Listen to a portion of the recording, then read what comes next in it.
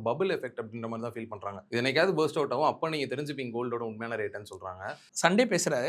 Wednesday 9% import tax போட்டாங்க இந்தியாவுக்கு மட்டும். உலகம் முழுக்க ரேட்டு வந்து ஓரளவு ஒரே மாதிரி தான் இருந்துச்சு. இந்தியாவில் மட்டும் ஒரே நைட்டில் 7 to 9% ரேட் ஏறிச்சு.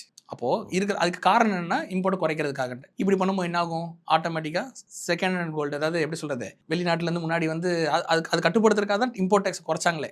அந்த இம்போர்ட் டேக்ஸ் வந்து கூட்டினீங்கன்னு வச்சுக்கோங்களேன், வெளிநாட்டிலேருந்து தங்கத்தை கொண்டு வந்தால் இங்கே ஒரு ஆர்பிட்ராஜ் இருக்கும். அங்கே கம்மியாக வாங்கி இங்கே அதிகமாக விற்றா லாபம் வரும். இப்போ அது 9% மறுபடியும் கிடைக்கும். அப்போ அதுதான் அதிகமாக வழிவகுக்குமே தவிர இது வந்து இந்த கரண்ட் அக்கௌண்ட் டெபிசிட்டை சரி பண்ணுறதுக்கான ஒரு வழியாக இருக்கவே இருக்காது. ஏன்னா மக்களை தங்கம் வாங்குறத வந்து அப்படி நினச்ச மாதிரிலாம் ஸ்டாப்லாம் பண்ண முடியாது. நீங்கள் வந்து கோல்டு வந்து ஒரு பபுளாக இருக்கா அப்படின்னு கேட்டிங்கன்னா, நான் ஆல்ரெடி உங்களோட பாட்காஸ்ட்டில் ஒன்று சொல்லியிருக்கேன். தங்கத்தின் நியாயமான விலை என்ன? இப்போ இருக்கிற நியாயமான விலை வந்து 61,000 சில்லறை இருந்தால் தான் அதோட நியாயமான விலை ஒரு கிராமுக்கு நான் சொல்கிறேன். அதுக்கான ரீசனையும் நான் உங்கள்கிட்ட சொல்லிட்டேன். எவ்ரி ஃபியட் கரன்சி, அதாவது பேப்பர் கரன்சியை கோல்டால் பேக் பண்ணால் கோல்டோட வேல்யூ என்ன? இதுதான் அந்த கொஸ்டின். அப்போது உலகத்தில் இருக்க மொத்த கோல்டையும் உலகத்தில் இருக்க மொத்த கரன்சியையும் நீங்கள் பேக் பண்ணி வச்சு பார்த்தீங்கன்னா, டாலர் மட்டுமே வச்சு பேக் பண்ணி வச்சிங்கன்னா எவ்வளோ வரும்னு கேட்டிங்கன்னா, ஒரு கிராம் வந்து 61,000 வருது.